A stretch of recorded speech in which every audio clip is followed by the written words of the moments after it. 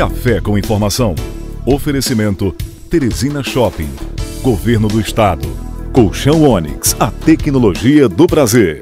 Sesc Senac. Lens, locação de móveis e objetos.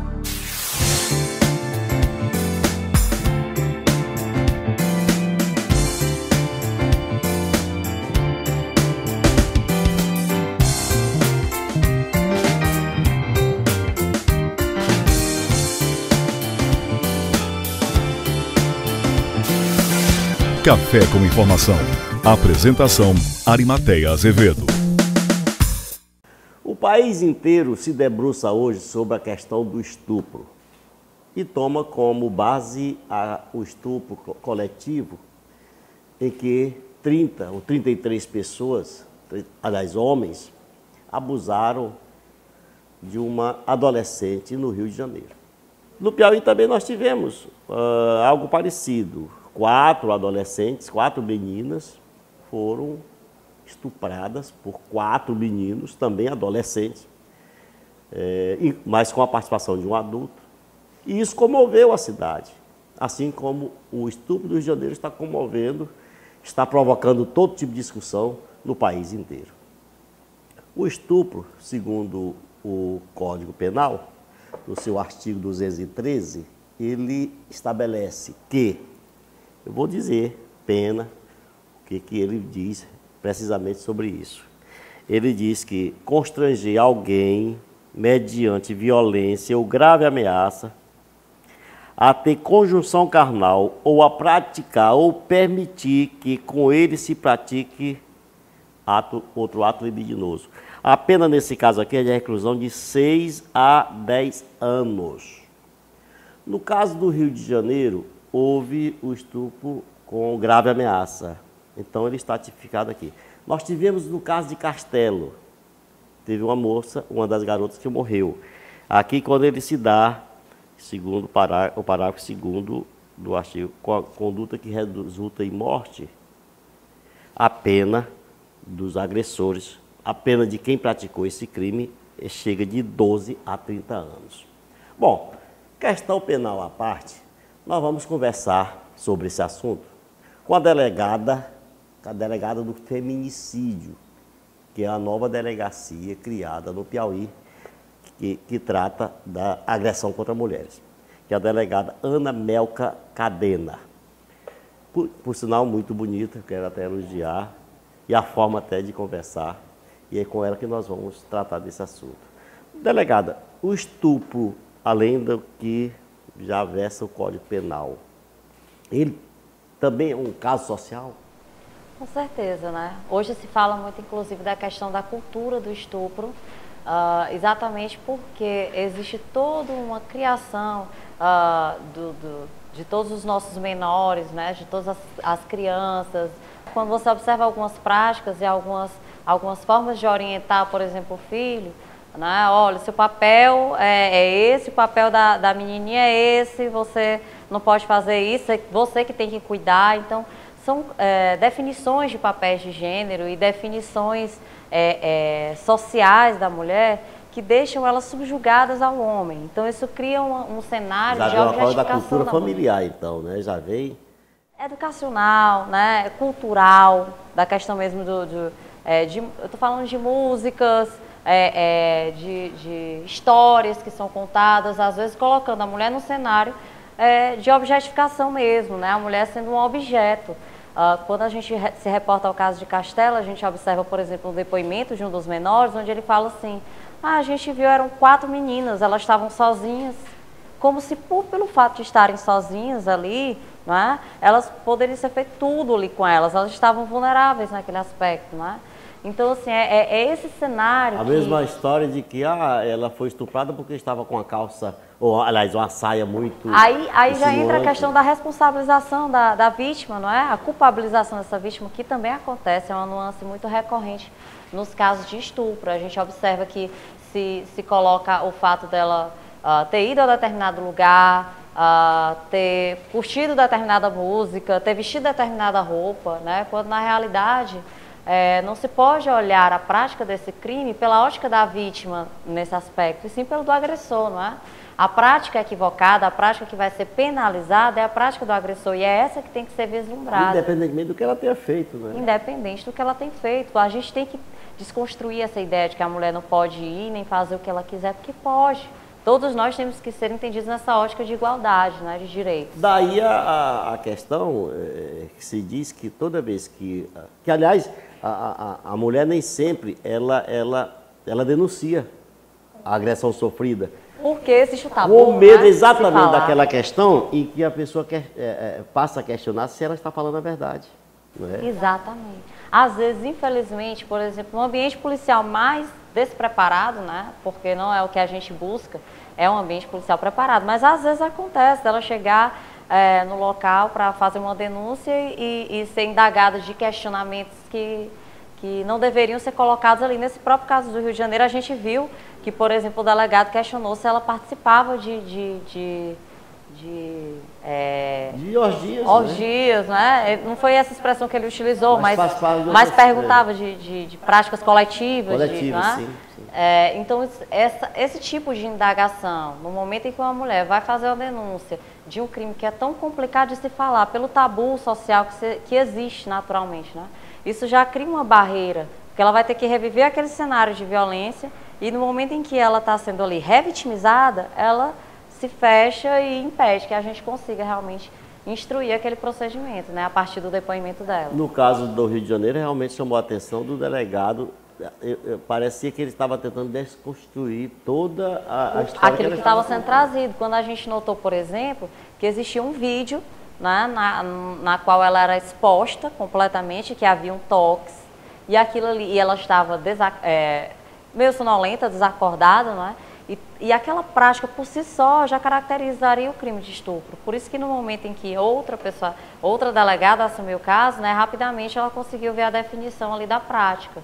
Uma análise superficial, né, do que a gente viu, por exemplo, na mídia. Então, pode ser observado que a questão do ato libidinoso também é uma coisa que se esquece muito de falar. Quando é uma nuance muito importante do crime do estupro, né, uma violência sexual muito comum, porque é um toque, né, apalpar sem o consentimento da vítima, já caracteriza sim o crime de estupro, não precisa haver a conjunção carnal. E ela não vai ser observada, por exemplo, em um laudo pericial. Né? Um laudo de conjunção carnal não vai identificar muitas vezes o ato libidinoso. Então, às vezes, põe em dúvida um procedimento policial pela falta. A questão do Rio de Janeiro mesmo, a dúvida toda é que parece que não tinha sangue, não tinha violência na parte genital. E aí você vai ter que observar que essa prática do ato libidinoso, diversa condição carnal, que é observada no próprio caput do artigo, ela vislumbra essa modalidade de violência sexual que não vai ser identificada no laudo pericial. Tá? São outras provas técnicas. A gente tem um exame psicossocial, né? Um laudo psicossocial que pode ser expedido depois de analisar, depois de acompanhar essa vítima. O próprio depoimento da vítima tem robustez probatória também. Então, tudo isso tem que ser avaliado e tem que ser observado na hora de se materializar, de se identificar a materialidade e se definir aí pela tipificação em relatório. Tudo bem, delegada, não vamos colocar como responsabilidade da vítima, da suposta vítima, o seu traje, a forma dela se agir ou se conduzir nos meios sociais. Mas a família, lá atrás, ela podia ter mais responsabilidade sobre isso, sobre a educação, não teria? Eu até costumo dizer, tem gente que me questiona, e a questão do aumento de pena vai resolver? Não é? Se fala sobre isso, eu falo. A educação, gente, que é realmente a solução. Mas é uma solução de longo a médio prazo, de médio a longo prazo, né? Mas, realmente, a intenção hoje da gente é fazer com que as pessoas entendam que a desconstrução dessa mentalidade mais machista, né, de objetificação da mulher, ela só vai acontecer através da educação. No momento que você está criando o seu filho, você vai orientar, né, sobre essas nuances misogênicas mesmo, que não tem que odiar a mulher por ser mulher, que não tem que desprezar a feminilidade, que os direitos são iguais entre homens e mulheres, os direitos, né, na medida das suas desigualdades. Então, tudo isso é uma desconstrução que é feita a longo prazo através da educação, que é fundamental, a partir do seio familiar, mas também na escola, né, e na sociedade em si, nas convivências nas relações interpessoais que existem na sociedade. Então, mas que outros tipos de comportamento podem incentivar essas práticas?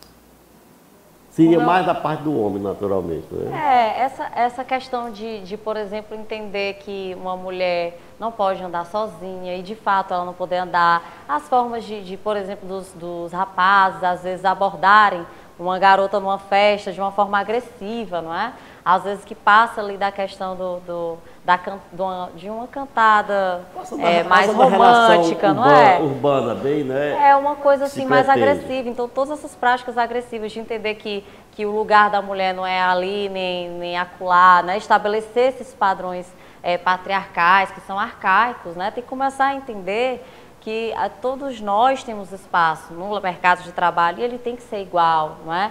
Um espaço social e ele tem que ser igual. Então, essa desconstrução dessa mentalidade machista, né, de estabelecer padrões subjugadores para a mulher, é que vai fazer com que cada vez mais acabe esse tipo de prática, porque é uma prática de objetificação mesmo, de entender a mulher como objeto e eu posso utilizar da forma que eu quiser, na hora que eu quiser. O estupro denota muito isso. Quer dizer, perpassando a história de que ele pode mais do que ela.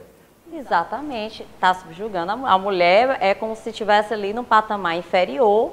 Então, no momento em que ele se sente à vontade, ao bel prazer, ela está numa situação, por exemplo, que não tem ninguém ali olhando, né? Como tem gente que questiona, estava 3 horas da manhã, sempre procurando focar ali na vítima. Gente, é parar de observar a mulher nesse aspecto, né? Ela é uma mulher, está sozinha, vou poder usar e abusar.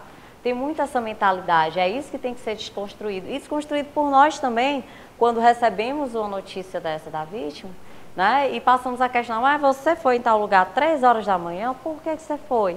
Não, ela pode ir, o que não pode acontecer é ela ser usada por isso. Né? O que acontece tanto, delegado, é que a mulher não pode andar sozinha na rua.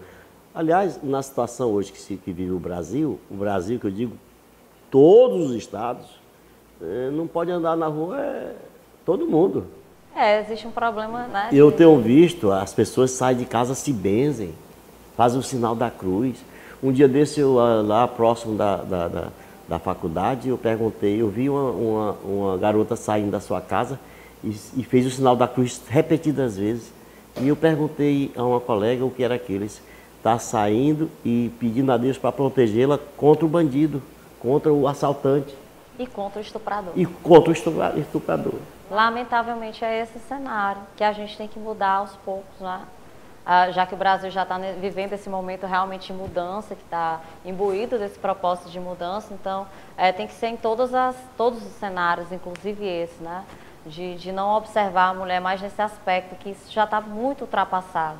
E as leis, elas vêm de forma emergencial, querendo tentando tolher essa prática, e por isso hoje a gente está vendo essa proposta de aumento da pena para o crime de estupro. Quer dizer, só porque aconteceu o estupro. No Brasil é assim. Eu costumo dizer, e é prática, é visível isso, e que no Brasil as leis são como vacinas. Umas pegam e outras não. Você veja, o Senado acaba de votar o aumento do estupro porque aconteceu o estupro. E fazer a previsão também do estupro coletivo, que não tem no nosso Código Penal, né? Mas acontece que de forma emergencial, eu acho que é um meio que o legislador observa, não é?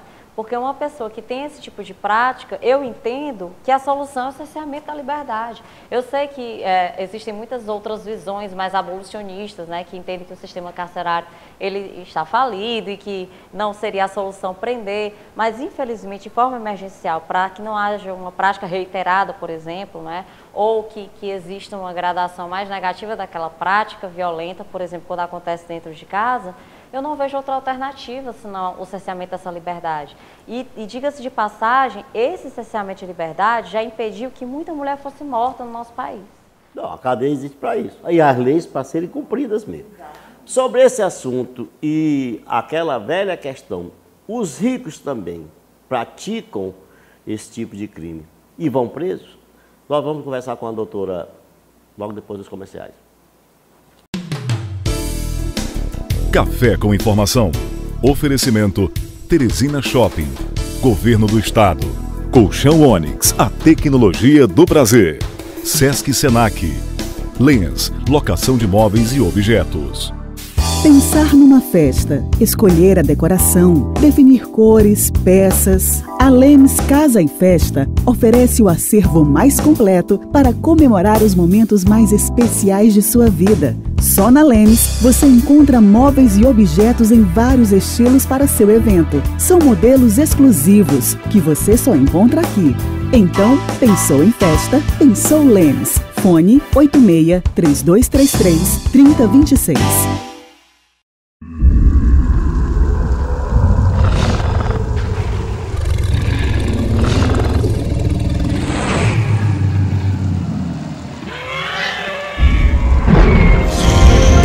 Estão de volta. Mundo Jurássico. A maior exposição de réplicas de dinossauros.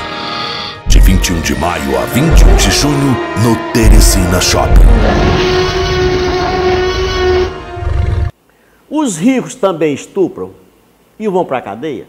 Bom, vamos conversar sobre esse assunto com a doutora, a delegada do feminicídio, que, aliás, eu quero que ela explique aqui para o povo os reais objetivos da delegacia que ela comanda, doutora Ana Mel Carcadena.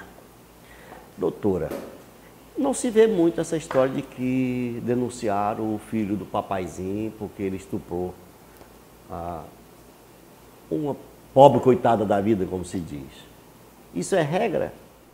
O problema é o seguinte, esse crime, ele precisa que a vítima vá até a delegacia para denunciar, não é? A gente precisa ter o conhecimento. E o crime de estupro, por mais que se imagine que não, é um dos crimes mais comuns a acontecerem, exatamente porque várias práticas que não se identificam como violência sexual, a maioria da população não conhece como violência sexual, é violência sexual. E muita gente imagina que só uma pessoa que tem algum problema mental, não é, que vai praticar o crime de estupro, e não. O crime de estupro acontece muitas vezes entre o casal casado, o marido numa vida normal, não é? Que tem uma conduta normal, mas que tem a prática, não é, de forçar, de praticar aquele ato sem o consentimento da vítima. Isso aí já é o estupro. Aliás... Então acontece sim. Agora, infelizmente, a gente sofre muito com o tabu da questão da denúncia. A gente tem muita dificuldade em quebrar essa barreira, não é, da vítima, e muitas vezes ela vai denunciar a ameaça, a injúria, tem o estupro e ela não fala da violência sexual. Aliás, o estupro não é praticado somente pelos homens, não. A mulher também estupra. Muito bem lembrado, a mulher também pode ser sujeita ativo do crime de estupro. Ela pode praticar, sim, é menos corriqueiro, exatamente, é uma explicação muito plena para essa questão da cultura do estupro que se fala tanto, né? Por uma questão cultural, a mulher, ela não tem essa prática de objetificar o homem, né? De entender o homem nessa ótica de ser o objeto que ela pode usar no momento que ela se interessar. Então você vê de forma muito menos corriqueira a questão da prática de qualquer ato sexual por parte da mulher, não é, com relação ao homem, sem o consentimento dele. Então, realmente são casos, ou às vezes menores, que já aconteceram, né? Mulheres praticando o crime de estupro contra menores, infelizmente, mas são casos absolutamente raros, assim, a gente tem muito poucos casos na história mesmo da polícia. Eu falei sobre o rico que também que estupra, nós tivemos um caso notório no Brasil. A doutora delegada Ana Melca nem era nascida, seguramente, nos anos 70, estupraram a menina chamada Ana Lídia, em Brasília. E os estupradores eram filho de ministro, filho de senadores. Um ministro era o Alfredo Buzaide, cujo filho, Alfredinho, teve que ser tirado do país, passou a morar na Suíça, até morreu por lá. E o outro filho de senador era o que veio a ser presidente da República, o Fernando Collor de Mello. São casos raros, mas foi um caso que comoveu o país, apesar de nós não termos naquele tempo a comunicação que se tem hoje.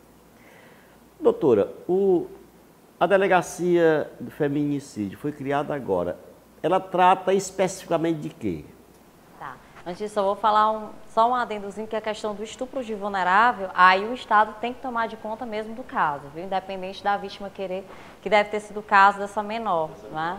Eu não sei como é que ficou a apuração, mas no caso aí, que entra naquele 217A, que denota a vulnerabilidade da vítima, né? Então, é uma questão aí que o Estado teria que tomar de conta mesmo. O núcleo de feminicídio, ele tem uma atribuição no Estado todo, para investigar as mortes de mulheres em razão do gênero, ou no caso da relação interpessoal, que é violência doméstica familiar, ou no caso da misoginia, que é do desprezo e a discriminação da condição de mulher, né? Então, nesses dois casos, quando é praticado em razão deles a morte da mulher, o assassinato, a morte violenta, a gente faz a investigação em todo o Estado de casos dessa natureza.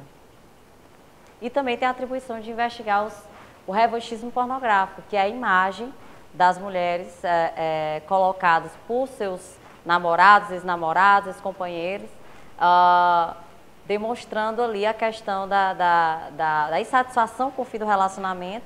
E aí eles, de posse dessas imagens íntimas, publicam, né? Ela não se conflita com a delegacia da mulher? Sim, a delegacia da mulher teria essa atribuição, porque ficou específica no núcleo do feminicídio. Aí todos os casos são encaminhados para lá.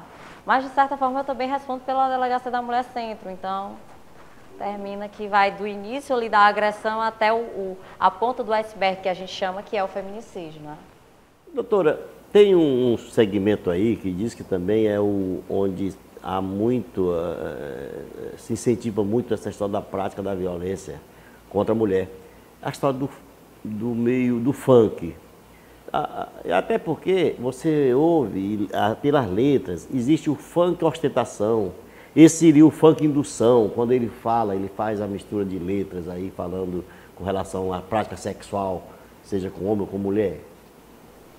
Pois é, na realidade, não todos os funks, né, mas esses que têm essa letra, com essa conotação extremamente misogênica, né, que deprecia a mulher, que transforma a mulher em um objeto, não é? Que estimula a prática de crimes. Então, são letras realmente extremamente... Eu vi, na Globo News, estava passando até um programa, eu não terminei não assistindo. A chamada do programa era uma menina, possivelmente adulta, porque ela aparece com o rosto todo. E ela dizia assim, não, eles me disseram que iam me dar uma dose de uísque para me rebolar. Aí me deram a dose de uísque. Depois me deram o uísque todo, eu tirei a roupa logo. Só nesses lugares, né? Então, você vê que já há uma indução, de uma certa forma. E é bom ressaltar aí que essa prática de qualquer ato sexual, durante a embriaguez de uma pessoa, é uma prática de violência sexual na vulnerabilidade, é estupro, né? Não é? No momento em que, exatamente, se enquadra no estupro de vulnerável, porque o consentimento nesse momento, ele está comprometido, né? Ele fica completamente comprometido, ela não tem mais discernimento ali do que pode ou não consentir. E aí o resultado da história dela, que eu terminei não contando, isso aí eu engravidei. Ela foi pregou. E aí a gente tem uma prova cabal, por exemplo, da prática de um estupro. Se ela estava embriagada, ela não sabe nem o que ela fez, obviamente aquela prática sexual, ela foi, não é, comprometida. Doutora, a prática criminal. Não sei se a senhora assistiu, recentemente o ministro da Educação recebeu em audiência, certamente, ou naturalmente, para lhe propor mudanças na educação, aquele ator pornô, o Alexandre Frota. E ele é conhecido no país por ter dito que teve relação sexual com uma mãe de santo, se não me engano, com a mulher, sem o consentimento dela. Foi entendido isso também como estupro. Se foi sem o consentimento dela. Ele disse, a história dele é essa. O consentimento é o cerne da tipificação, não é? Se ele existe e não está comprometido, aí você já pode enquadrar, ou não há possibilidade de estupro. Agora, se há o consentimento e ele está comprometido, ou se não há o consentimento, então a gente tem o estupro aí categoricamente. Voltando e encerrando o programa, o que a senhora diria hoje para as famílias com relação a esse comportamento que existe hoje no país? Sempre provocar as famílias que passem a orientar os seus filhos, principalmente as mães de meninos. Eu sou mãe de um filho homem também, né, de 7 anos de idade, e eu procuro sempre orientá-lo de tal modo a entender a realidade diferenciada, não é? Porque hoje as meninas elas estão sendo criadas com o intuito de buscarem seus direitos iguais, não é? De encamparem o mercado de trabalho. Então já chega dessa cultura de objetificar a mulher, já chega desse cenário de que a mulher está inferior ao homem, todos têm que andar lado a lado, não é? Para que a gente tenha um futuro melhor o resultado disso será a abolição desse tipo de prática. Eu acho que seriam práticas que, se nós tivéssemos mais discernimento, nós, enquanto sociedade, nem deveria haver como tipificação no Código Penal. Porque forçar uma pessoa a ter intimidade com ela é algo extremamente repulsivo. Aliás, a coisa forçada, em qualquer que seja a situação, ela não... Já é crime, né? Tem um crime. Constrangimento ilegal que é uma previsão para isso. Bom, o Café com Informação volta na próxima semana. Café com Informação. Oferecimento Teresina Shopping. Governo do Estado. Colchão Onyx, a tecnologia do prazer. Sesc Senac. Lens, locação de móveis e objetos. Café com Informação. Apresentação Arimateia Azevedo.